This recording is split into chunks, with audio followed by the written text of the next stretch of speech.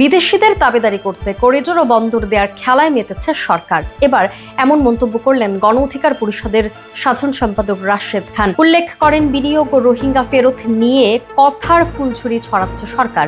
যতটুকু বাস্তবায়ন করতে পারবেন ততটুকু স্বপ্ন দেখান। অতিরিক্ত স্বপ্ন দেখিয়ে বাস্তবায়ন না করতে পারলে জাতি হতাশ হবে।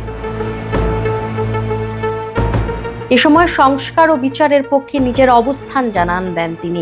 বলেন, আমরা কেউ বলি নাই সংস্কার ও বিচার ছাড়া নির্বাচন দিয়ে দেন, তবে একটার সঙ্গে আরেকটা মুখোমুখি করবেন না। পাশাপাশি জাতীয় সংলাপের ব্যাপারেও জোর দিয়েছেন তিনি।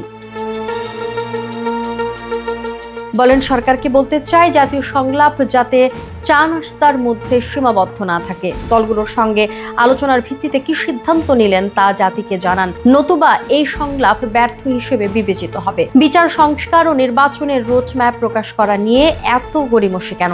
জাতিকে অন্ধকারে রেখে মিষ্টি মিষ্টি কথা বলে সংস্কার করা যায় না।